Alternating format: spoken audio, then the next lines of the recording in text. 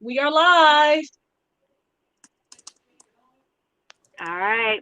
Hello, everybody. This is Dr. B, Dr. Bridget Leonard, Dr. B's Best Life. We are doing light skin versus dark skin. This is the finale. Unfortunately, I am gracing you guys with a beautiful picture of myself because I have been double booked. I'm doing something with my daughter. She has lupus, and I'm actually going to a charity event.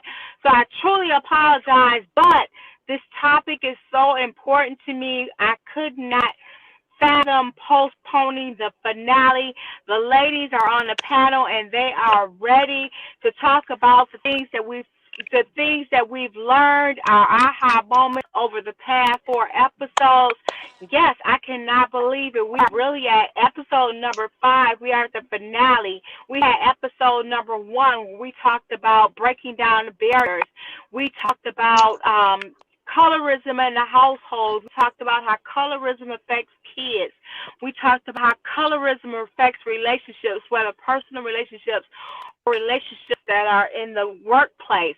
We've had some discussions that have made me sit back and made me realize that me being a dark skinned woman is not really such a bad thing after all. But being a light skinned woman is not a bad thing after all. But what I've learned most importantly is that we as colored women need to accept the fact that we all come in different shades. But we must continue to uplift, embrace, and support each other regardless of what our shade is. Because at the end of the day, we are beautiful women regardless of what our shade is. And it's too much other stuff going on in the world for us to be tearing each other down based on the amount of melanin that we have in our skin. So I have a great panel here. This panel has been here since day one. I know I've added in Nicole Novak for, I believe, episode number 3, but she's added some valuable insight. So tonight is about sharing our aha moments and talking about best practices so that our kids, our future, won't have to deal with the things that we've done. And in case I have to break off my sister, I like to say my yin to my yang because I'm dark skinned and she's light skinned. She has volunteered to take over for me. You know, ain't nothing like my sister's keeper having my back. So let's get this party started. Who wants to talk about some of their aha moments from this series? And those that are in the audience, please feel free to chime in into the comments. And if anyone wants to join the panel, let us know.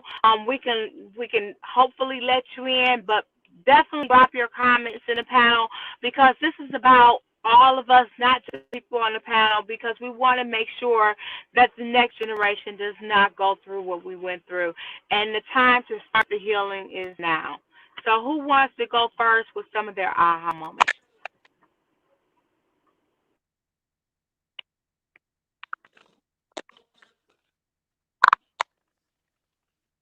Well, for me, one of my aha moments was when Leah's daughter came on. That was such it was just a beautiful broadcast, and it actually had me thinking for a couple days even after that, because I made a comment about how Black women are now being celebrated, and you know, Sierra made a song about melanin, and just a lot of other songs about melanated beauty.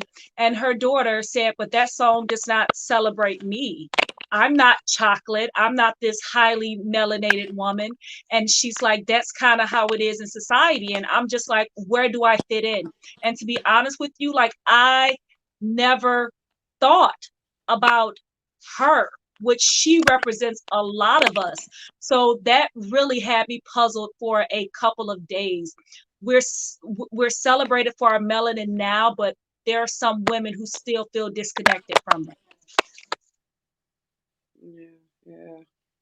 Yeah, I would say definitely, Lakeisha, that was a aha moment for me as well. And I live with her. Right.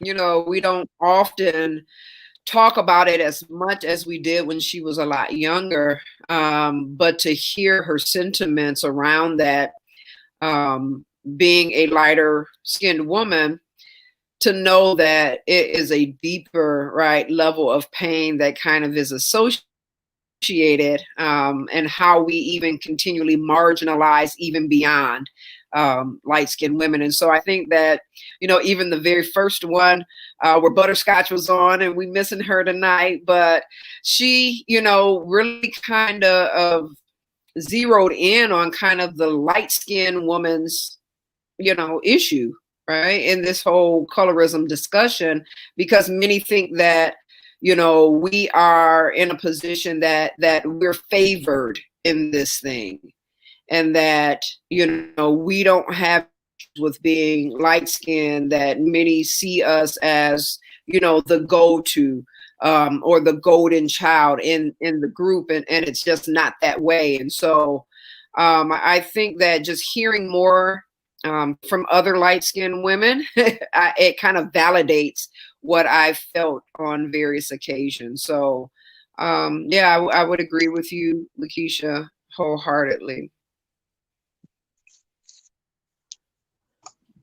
I one thing that one of my aha moments, um, that was actually, just solidified during this series is the fact that some of the issues that we have with ourselves in terms of just Black women across the board, some of that is about jealousy on both ends. I think that there is a consensus or an assumption that um, dark skinned women are jealous of light skinned women in general. And I'm going to say that that is probably true, but not across the board for all dark skinned women. And I'm going to say that there are many light skinned women who are jealous of dark skinned women. Some of the nasty, mean, hateful talk between both is about jealousy, something that, one person wants and that, doesn't have.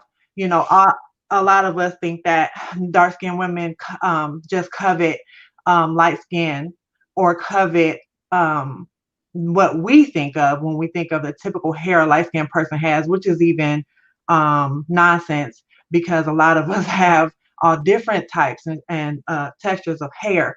But we assume that there's a general, that dark, oh, y'all just jealous, or even when it comes to men, looking at the back and forth between dark skinned and light skinned people, a lot of men might think dark skinned women are just jealous. But there's a lot of jealousy going on the from light skinned women towards dark skinned women. They may not be saying it, but a lot of light skinned women do covet the things that darker complected women have. And so a lot of that negative speak across the table, so to say, is about jealousy, but a whole lot of it is actually also about pain, because of the things that are said, the mean things that are said, and sometimes uh, on both ends, there's okay, well, if you can't accept me, or if I don't think I'm acceptable to you, then I'm just going to speak to you negatively. I'm going to deflect. I'm going to put off on you what I feel about myself now. So there's a lot of understanding that we have to have for each other, a lot of attempts to understand, because a lot of times that is missing. And this has been a great way for people to get a deeper understanding. It's just been a beautiful experience. Ashara, that is so true. Keisha, can you just check to make sure no one else on the panel needs to be let in? But this Sure. whole series has been very, very eye opening because, like I said, I went for I think about myself now at 50 years old and how for so long I was being dark skin versus light skin. because I felt that the light skinned girls had it made. I felt that they were cute. I felt that they had all the guys. They had all the privileges. They had first chances at jobs. I felt that they just had it going on. And it wasn't until we really had this talk, and like Leah said, listening to her and listening to her daughter and listening to Lisa, Lisa, Miss Butterscotch, and just hearing, even my own sister, just hearing some of the things that light skinned girls went through, and it was like, why haven't we woken up to say, you know what, why are we fighting against each other when we should be fighting against the world? Why shouldn't we be hugging and loving on each other instead of constantly tearing each other down when again, there's so much other stuff against us? But this series has been truly enlightening to make me look at my own biases. I would always say I'm one of the most open people in the world, but this series has made me realize how I'm carrying biases forward that were not necessarily choices that I made myself, but that society helped to make for me. And I'm glad that this series helped me to say, Bridget, you're a grown woman. You're a grown ass woman. Wake up and accept people for who they are. It does not matter how much or if they have any melanin in their skin at all. We are first and foremost women, and we must empower and embrace and inspire each other. So I'm thankful for this series. I'm thankful for you ladies on the panel because it has truly, truly opened my eyes. No, Thank we're Hi, Dr. thankful. Angela. If you have any, I'm sorry. Hi, Dr. Angela. If you have anything to add, please type it in and it will come through. Yes. So Dr. B, I wanted to say too, though, when you were, saying like moving forward, the impact that society has on how we engage with one another. I think another aha moment that kind of resonates with me is the influence of the family system on how we see others, right? Who we're allowed to bring home. That wasn't really so much an issue that happened within my family, but in just kind of hearing the conversations of, looking at who someone is dating and what skin complexion, they may have, or skin color that they may have, and not wanting their loved one to date outside of their color, right? We often hear, don't date outside of your race. But to know that within your own race, there's this thing of don't date outside of your color, that was mind blowing. And to know that we're still having these conversations today in 2020, that this is still as prevalent as what it is, it was kind of overwhelming. Yeah. You know what, Leah? It absolutely is a conversation that's happening today, but I think something that I've seen a lot of like in the last like 8 years or so is a push in certain circles to say to dark skinned people, don't date any dark skinned people. So like this, it's just another way, I think, of division. But I'm hoping that this and other conversations that are had will push people to understand that we are all. I think a few years ago, one of the first my those t-shirts that came out that were team light skin and team dark skin, it drove me crazy. I was like, oh, this is what it was like. I'm like, definitely love on yourself, but we are all on the same team. Any of those types of messages that are so divisive are just serving to make matters more difficult for us to move forward. Definitely. You know what? Because I grew up, wait, when did I grow up? Anyway, when I was in high school, there were what we called the video girls. And most of the video girls were extremely light skinned. They had the pretty long hair or the pretty long weave. And I think at that time it was very divisive because that's all we saw on television. That's what was celebrated as beautiful. But I Definitely. think so to me that was just a very divisive time, especially for the darker melanated girls, because why aren't I pretty enough to be up there? Why is she up there? So that just brings a little self-hate, a little self-doubt. But I think now that darker girls are being represented more on commercials, on television, you have your Tika Sumters, you have your just whoever is out there in television now that is darker melanated. I think now it's just a much better time for us because there's more representation. So I think there's not as much divisiveness because the pie is being shared. So I think a shared pie has created a little more unity in society as a whole. Or I might be mistaken. What do you ladies think? I guess what I'm I thinking really on I like that. really, that. Uh-oh, I think we all jumped in. Go ahead.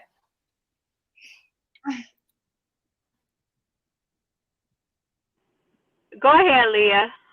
Oh, okay. No, I was just going to say, I think we need to remember who owns the industry, right? Who is the one Hmm. that's promoting, right, what beauty looks like? And we need to challenge that. So I think that as we, continue to speak our truth, our reality, we continue to mentor young women, whether it be in your home or outside of your home. We need to kind of clue them in on who is the one that's shaping this narrative. Are we even in the power position to even be able to shape that narrative, or are we allowing for others to do that for us? Exactly. Um, and in that, pushback, I would say, needs to happen, and that can only happen when you understand who is in the power position, and we give the power back to the individuals that are right being represented at that time. So when you speak about that, Lakeisha, that my mind just automatically went there. Like, we don't own right media. That's not us. And when we did have it, we still didn't really own it. Right? They'll give us a little piece of the pie and make us think that we are running something, but it's still things that's going on behind the scenes, and you learn to function and operate accordingly. But we're not shaping this narrative, and we need to stand up as we push back on police brutality and all these other things. We need to push back on what the media is doing in objectifying the female Black woman or Black body in general. Hmm. That's good. That was the first thing I thought of too, Leah. I had to laugh when you said that. I'm like, oh my God, that's the first thing that popped into my head. It's like, um, even the messages, we had a time period where rap took a turn and the messages were all along a certain line. That was by design. We don't understand that, but a lot of people in the music industry have complained about that. And so all those positive things that we would hear before, they were like, no, if you're talking about that, we're not going to give that any play. We're not going to give you a contract. Or if we do, we're going to push you to have this particular message. So it's not even just the wording messages that are pushed by another people, but also the imagery. So we have to remember for the longest time, I think I mentioned this in one of the other episodes. This was never our message. This was something that we picked up and we used against ourselves and each other. Absolutely. Did we lose Nicole?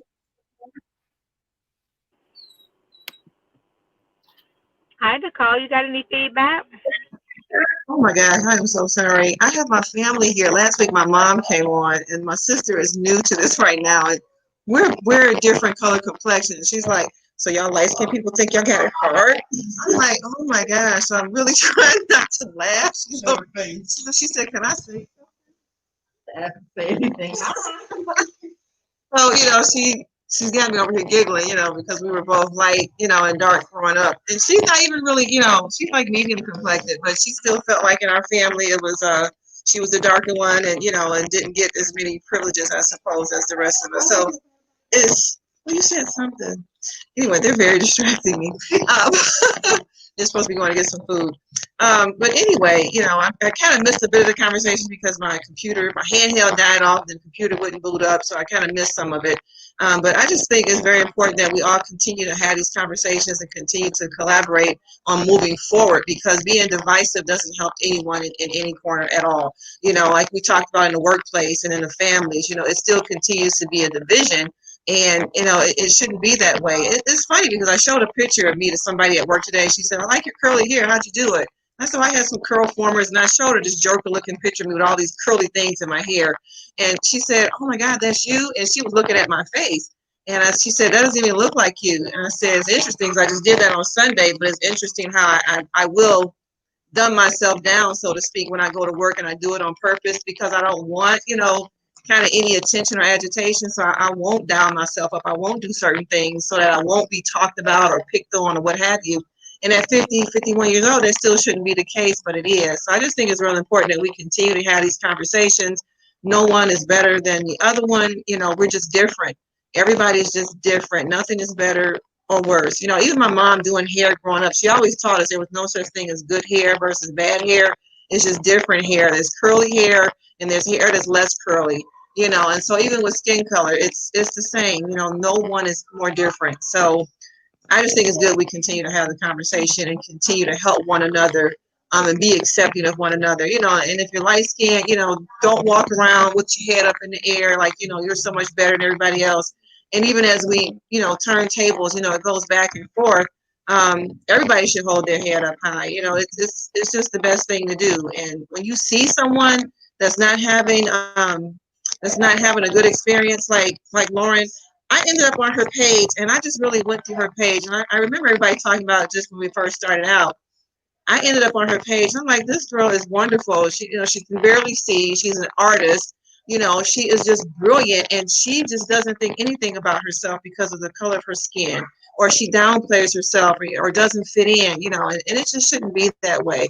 And I just was just mesmerized by her artwork and whatnot, and just to know that she was having feelings about the color of her skin and fitting in. It was like, why? It doesn't make sense. It is what it is, and we just have to continue to help each other. So Ramonica Jones made a comment. She said jealousy in the community dynamics. So ladies, how do we deal with that? How do we correct that? How do we heal that? I would just say, again, definitely coming from a place of love for those of us who do know that it's deeper than, just the surface stuff that we tend to deal with as a community.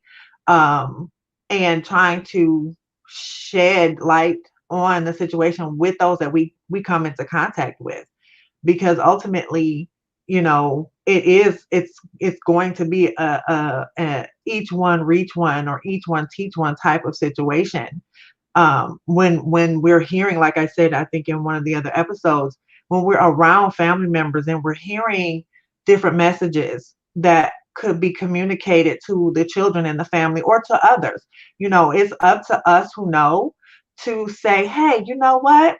When you said such and such has good hair, what did you mean by that? It's all good hair, and your daughter who, may or may not have the same kind of hair. Your daughter's hair is good. Your hair is good. We have to speak out when we're hearing that negative self-speak or negative speak in terms of any of the differences between us. That is awesome that you said that, Ashara, because we, right now we're screaming injustice with police brutality and just all the things that we have to deal with in society. But literally, when you're speaking to someone, even in your home in certain ways, that is injustice. So we have to deal with outward, but first we have to deal with inward. Definitely. Yeah, I agree with that, Lakeisha, as well. And I would also add, when we're talking about how do we deal with jealousy, that is a one-on-one conversation, right? So it's not about the other individual that is the object of your jealousy or your disdain. It's about you. And so you have to ask yourself, what is it, right, that allows or has me continually looking over, I often say, on somebody else's plate? Why am I always, right, looking over at this individual, and how is it that I can't take true admiration for beauty and I take it more so, right, as something that's negative? So I have to confront my own thoughts. I have to challenge myself and ask myself, what is it that makes me not like this other individual? Because most times you don't like someone else is because you don't like yourself. And Yes. that's the truth, right? And so there's something about you, and I think that kind of came out a lot in our conversations over the past episodes, was that there was a lack of self-love because of the messages that were being given from the community.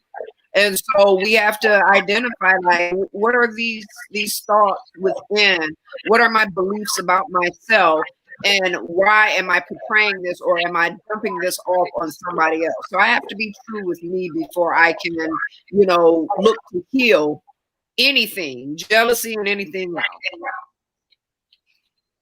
I think a lot of it is learned in the family too. It's learned, it may not be anything that they started with, but because they heard it in their family, in their inner circles, then all of a sudden, they're automatically jealous of somebody that looks different than them.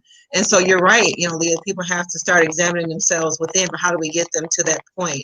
And I think it's good, when you notice that somebody may be jealous, it's good to say something good about them. Hey, you have really beautiful eyes, or just start pointing out different things that is great about them, whether it's their appearance or some of their skills or what have you.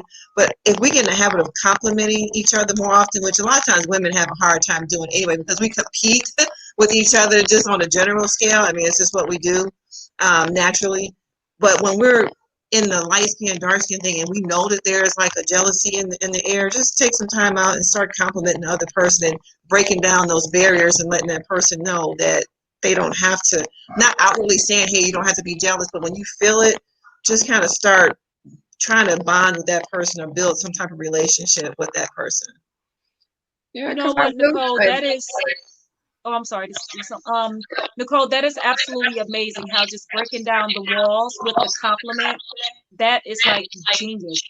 Angela Clack wrote, I find it interesting that people would say that I thought I was cute because I was light skinned and had pretty hair.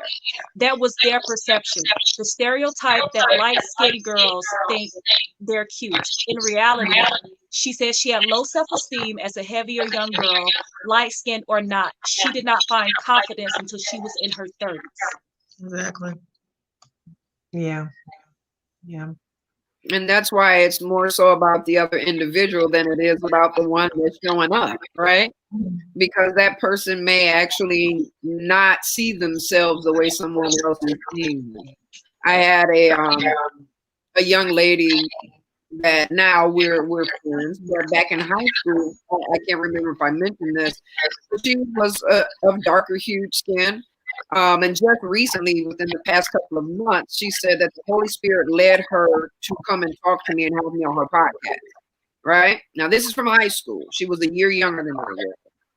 And in our conversation, even before getting on the podcast, she began to reveal to me why she hated me so much in high school. It had nothing to do with anything that I did to her.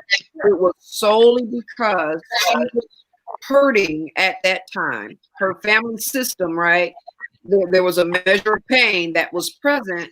And when she came to school, she saw me from the outside, right? Having certain things, dressing certain ways, looking a certain way. And she hated me because that was not her current reality.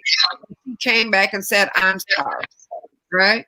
It was eye opening because I never knew. And I told her, I said, I wholeheartedly accept your apology. I said, but I need you to know that I never, right, had any ill against you. Secondly, I wanted to do to her my thing at that time, right? because sometimes we don't know that the other individual is hurting as much as you are when you're looking over at them and thinking that they're all that. And so when I began to share with her how I was bullied, how I was a 20-year-old, had these insecurities, she's like, wow. And so I think the lack of communication and the more assumptions, right, that continue to go within the community puts us in this horrible spiral. But I think if we begin to kind of talk to one another, communicate with one another, be kind to one another, that we can break down some of these barriers. Absolutely. The old adage, hurt people, is like 100% true. So that's why we just always have to seek for inner healing, because when you're not healed, you're 100% going to hurt somebody else. And in my family, I know a lot, we say give grace. So sometimes you have to give grace to the bully, because you don't know the pain that they're going through. But that's when communication comes in. And the word of God says that love overcomes a multitude of sins. So all the ugliness and the nastiness that you could be given, the love that you give back will 100% overpower any bully, to melt them down to breaking down every wall, and maybe for their deliverance. Exactly. I agree. I want to also bring up another thing that came up, in our previous episode, which was within family, uh, Nicole and Lakeisha, Dr. B, you guys have siblings who are, of on the other end of the spectrum. Okay, so one is lighter skin and one is darker complected.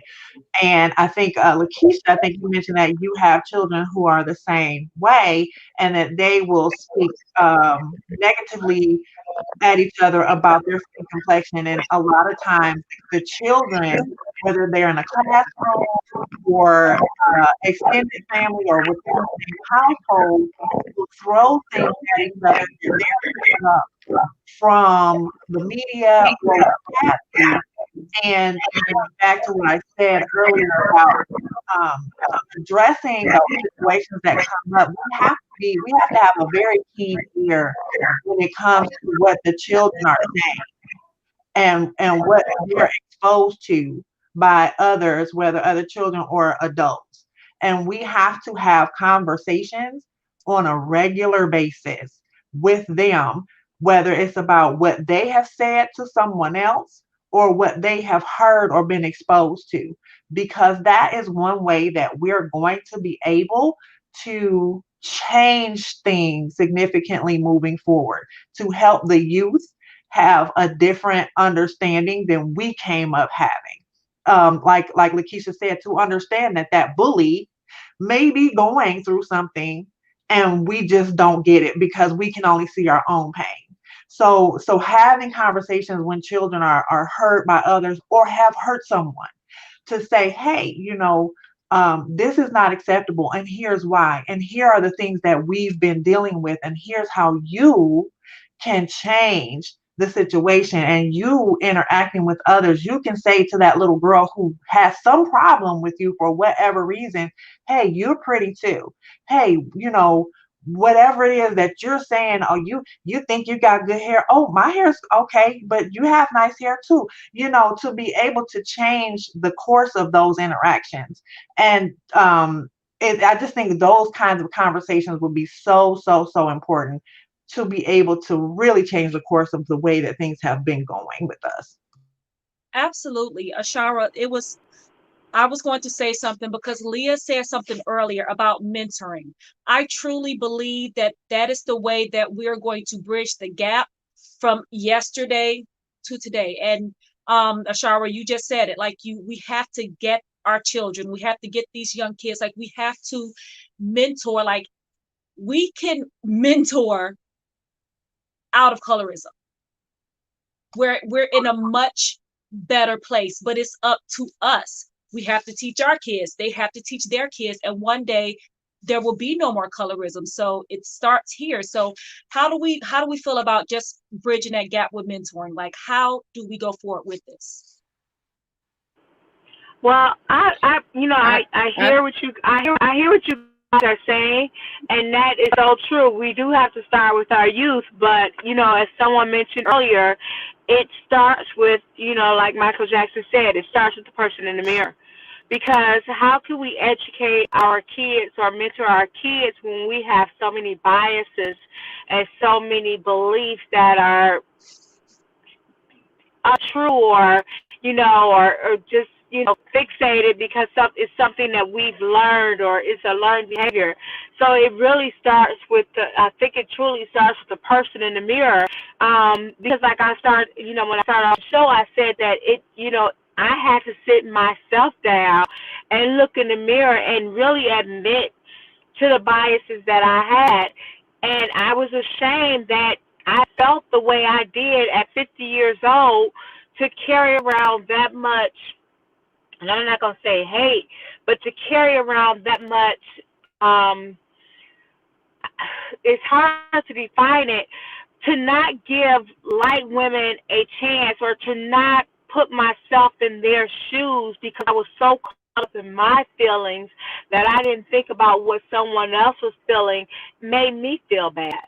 So it really starts with with people looking in the mirror and admitting to your biases, and admitting to the belief that you have either you've learned to accept them, or you picked them up, or something that you picked up, in your household. Like I said, on the last show, dealing with my grandmother and knowing that she really didn't like dark skinned people, whether it was my father or whether it was me, just getting past that stuff, but just being able to look in the mirror and say, enough, enough. At what point do we change the trajectory of how we're feeling? It has to start with us before we start in our kids. Because when we think about the things that are happening today, when we think about, racism out there, it's like these kids are not 6 years old growing up racist. It's in the household. They're being fed this. So unless that person in the mirror changes their attitude, changes their diet, our kids are going to continue to be fed this nonsense. So it really starts with us in the mirror. So true. yeah, I agree. I agree, Dr. B. I think also, in addition to, we need to be mindful of, what we allow our children to watch, like what influences, like you said, what they're being fed. So what influences are going to shape the minds of our children? And so if we let them watch,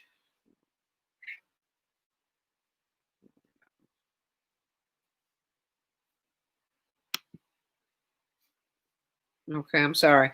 Yeah, so if we let them watch all sorts of things that shines a negative light on the African American community, then we know that they're going to get some negative imagery and some negative messages. I think, again, we have to remember, almost like you said, Dr. B, we don't come out hating. There are a lot of psychological studies that would look at young children, and they would take dolls, right? And they're looking at it from the color, right, of this particular doll, or classroom studies where they had to wear a different color, and what the messages were that pit these kids against a different one with a different color t-shirt. So this is learned behavior. And so we have to guard the minds of our children. We have to infuse positive messages about African American women, young girls. We have to infuse that into their diet, right? Early on. If not, you're going to continue to keep producing these same sorts of grown women, fighting, bickering, talking about backbiting, doing all sorts of negative things that's harmful. And you have another race of people that's sitting back laughing because they have, right, made the division, and we took it in.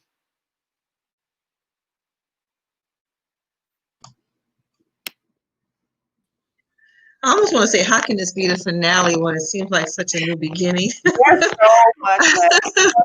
I mean, because it's like, okay, well, we have to deal with our own biases, and how do you Yeah. begin to do that? It's like an alcoholic. You have to even admit that you even have this issue to even start to work on it. So how do you get people to do that?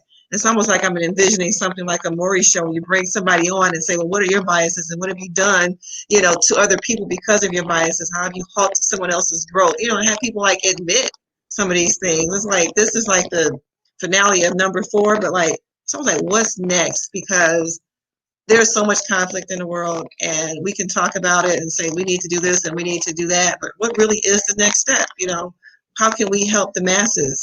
Dr. B, I think you got a future ahead of you taking this to another level, because I'm just envisioning something different, and letting us grow, actually bringing people individually on, and helping them come to see that they have biases, because that's even where we are, like with social determinants of health and bias, and how people have poor health outcomes in hospitals and healthcare, because people have these biases, and they don't give people the same care because they call it unconscious bias. But oh, well, they can't really be in pain because they're Black. This person really is in pain because they're white.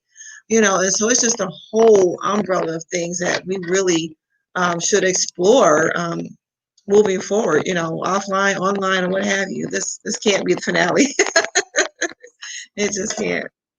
Yeah. Yeah, you have to get to the point where people recognize they have a bias, and so many people don't, and they're not willing to admit it. They just believe what they believe, and that's just it. But some don't even know that they have a Yeah, bias because it is their norm. that's what I mean. That's just who they are. And so they don't even know that they That's have a what I mean. problem. It's not until a negative consequence happens based on how they treat another, right? And so, like in therapy, we'll say there are some natural consequences that should happen, right? And again, I'm not promoting violence, so I don't want anybody to think that. I know it sounds controversial, but sometimes we have to let natural consequences take its course. That's the only time that we will get to a place where a person will recognize, like, wow, did my behavior actually negatively impact my outcome? And that's when they'll start to come for some assistance from a professional or whomever, and begin to ask questions about, why did my outcome drive, or why did my behavior drive this particular outcome? Then you can start to talk to them about biases. But a lot of people have no clue that they are operating from a state of unconscious or implicit bias. I totally agree. I mean, one example for me is like, there was the leader of one of the hospitals at the place where I was working at, and she promoted all the time, speak within eye contact within 5 feet, speak within 3 feet. And I swear, every time I got on the elevator with this woman and I would speak to her, she would not acknowledge me at all. And I'm like, how can she promote, make sure you have eye contact and speak 3 foot, 5 foot rule? And multiple times over the years, I would encounter this woman close face to face, and she would not speak to me. She would not make eye contact or anything. I said, how can she be in this super leadership position, president of a hospital, not so to speak, but actually, and she just would not speak to me. And I just felt some kind of way, like, is it me? Is it because I'm white, and she's dark, is it? And she was older, so, and she's probably in her 60s, if not early 70s now. And it just made me think over the years, like, why would she never ever speak to me? And it was just marvelous. It almost made me think, am I going to be able to move ahead in this organization, being so light skinned? When you have people like this at the head, it's like either you white and you move ahead, or you're, darker skinned and move ahead when you're in the inner city. But light skinned, I said, I don't think I can go very far, here with these type of attitudes, And so with my own low self-esteem, I'm thinking, how can I possibly do this? And I continue to, like, not really, I move ahead at a slower pace. I make sure I get what I need and just move ahead as opportunities come up. But I didn't feel like I could really excel in the organization because of those type of encounters, And so I don't think, well, she may know she has biases, or she may not know she has biases, but it'd be very interesting to meet with her one-on-one, in the near future, and kind of find out, what do you recognize any biases? Do you have any biases? Why would you not speak to me on a closed elevator. When you promote it, get off the elevator so patients can get on. It was just very strange. So I think moving forward, definitely, like you said, Leah, people do not know that they have them, and some people do know. But closing the gap is going to be extremely, extremely beneficial to a lot of people.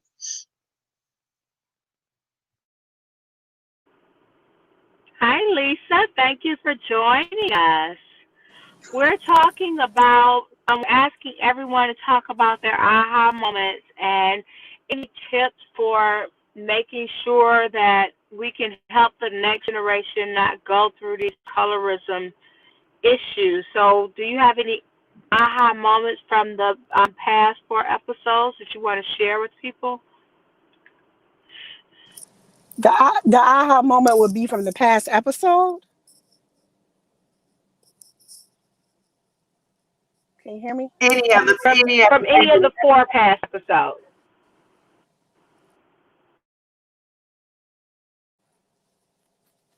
I think the aha moment for me was probably when we first started not knowing that brown skinned women didn't understand or know that lighter skinned women also had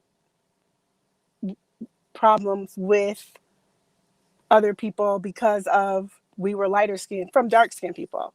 I mean, that was an aha moment. I remember when someone was saying that they never understood or they never even thought that there was, you know, because it was such a big thing to be light skinned or dark skinned. So they never thought that the way that we were treated had a negative impact. I think that was an aha moment. And I felt that that was a very good thing that came out of the conversations, is that you get to hear everybody's stories, because normally when I participate in these kind of conversations, it is always around what darker skinned people feel and the abuse or the comments that they suffer. And just hearing that that was realized and validated was an aha moment for me.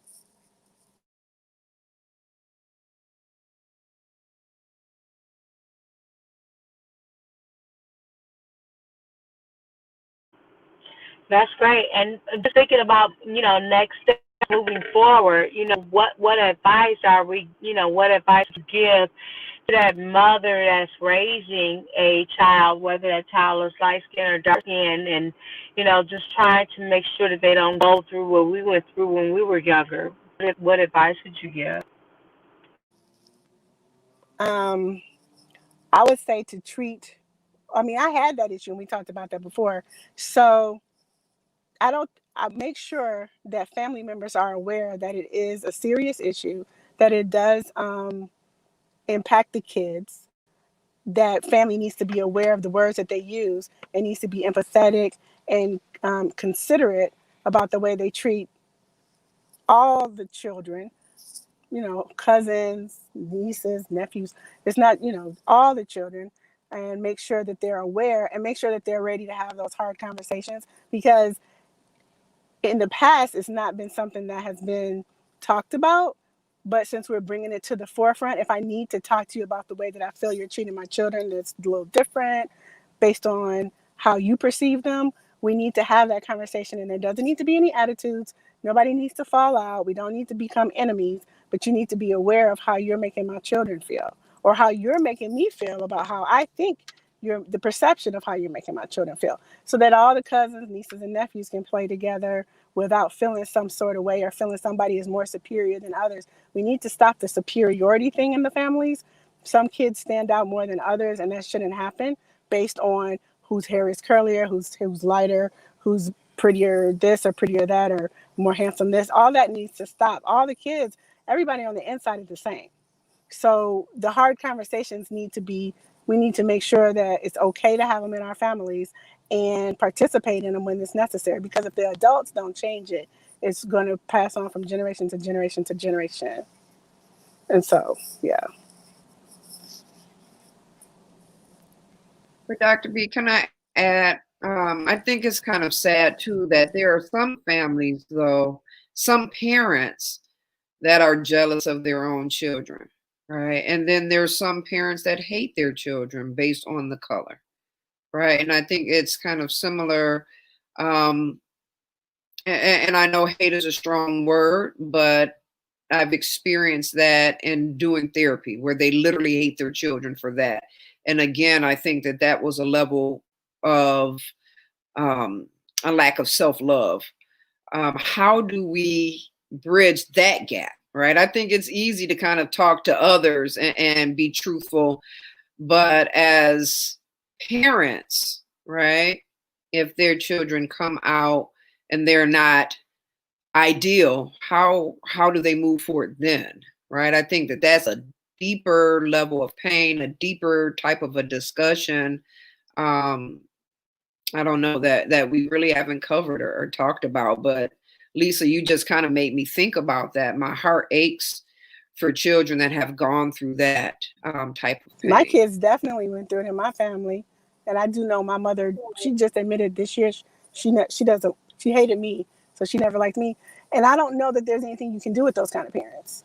It's not like your parent tells you that, but I do remember as a child trying to understand why my mother treated me differently. And it seems like my aunts kind of knew, and her best friends, because her best friends babysat us, but nobody would validate the concerns that I had. So maybe one step is if you're, because kids are not really, they're not good. They don't start off lying. And so if kids have a concern, honestly, treat it as a real concern, as if they were, even if they're 3, treat it as a real person as if they're 30. Like, kids have concerns. Kids can feel things. Kids can feel vibes. So, and I'm gonna have to pop off of here. I was just popping off for a minute, but there's literally nothing a child can do. And my aunt knew things, but she tried to help. But unless an adult steps in and helps, and unless adult has that knowledge you have in families, there's not a lot of people that have the empathy or the patience or the even the vocabulary to help a kid that's going through that. There's like, I don't know how to approach that, but it exists. So if you see it and you're aware, then you can have those conversations with their, the adults again, because it's all about protecting the child so that the child can have the best experience growing up. You know, yeah. I agree with that. And also too, that's another reason why the community, because there will be people who don't get it. So that's another reason why it's so important. Like she said, when you see it, say something. And if you can't communicate with that parent, or if you do and they won't listen, then if you have access to that child as a teacher, as a coach, or what have you, pour everything you can into those children. Let them understand it's not them, it's the others, mother, father, whomever, and so that they can get the understanding from somewhere. It's so important to understand as a community. We have to work together because there are so many people who just still don't get it. So those of us who do, we have that responsibility.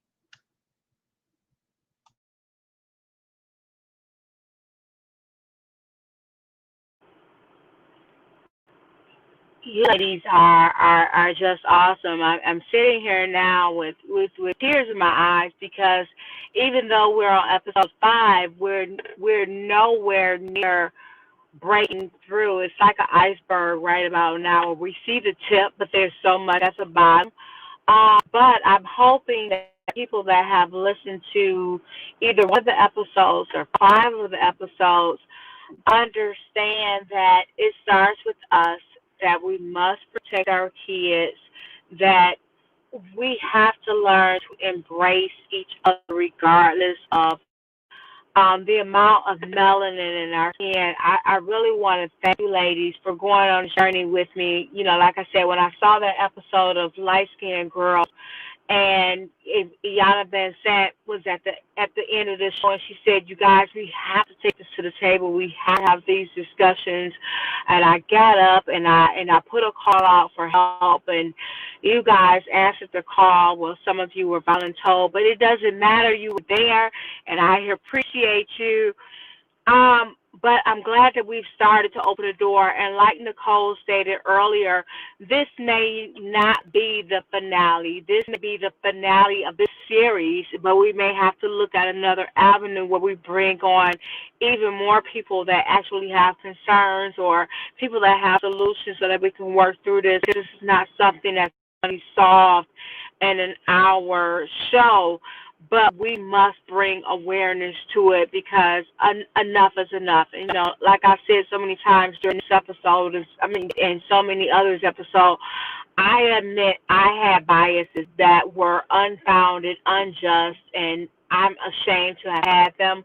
But I'm a work in progress, and I'm going to try my best to be an even better person than what I was. So I thank each and every one of you for being on this show. So if you could just leave the viewers with just, you know, one word of thought on how to make this better or how to be, you know, how to do better, it would be appreciated.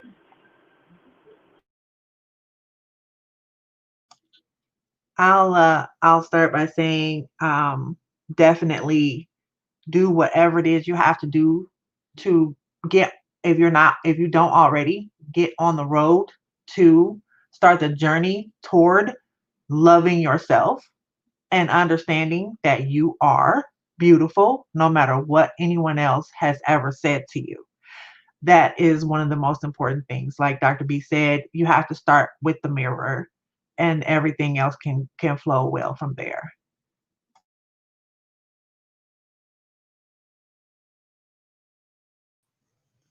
My advice would be to, for anyone that has biases, whether you're light skin or dark skin, because it goes both ways, to begin to see the unseen.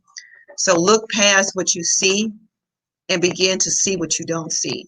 You know, because everything isn't on the surface, and we tend to judge what we see. Like, don't judge a book by its cover. So open the flap up so you can begin to see what's on the inside of that person. So if you are a person with biases and you know that you're a person with biases, we can start there. Focus on yourself and then focus on how you can look beyond what you see in front of you and get to know the person.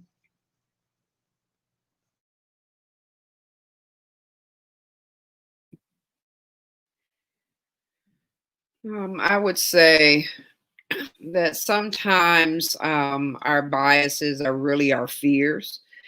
And I would say that we should just kind of challenge ourselves and identify what we are truly afraid of, whether it be the response of another, whether it, is that we're, just kind of afraid that we will not be accepted by another.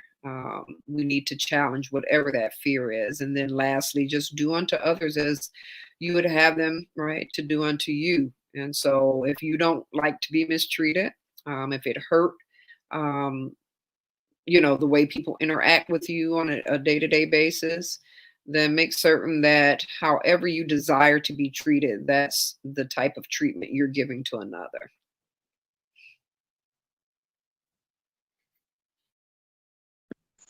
Okay, it looks like Dr. B disappeared for a moment.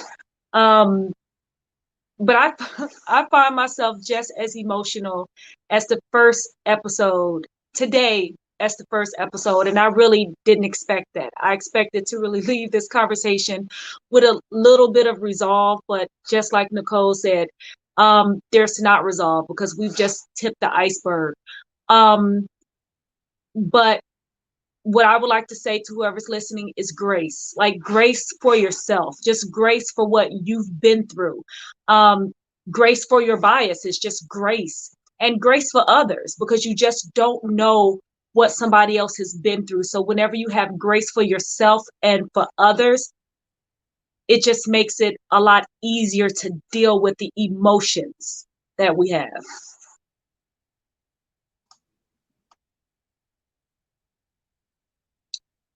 So I will give Dr. B a couple of seconds to see if she'll pop back on.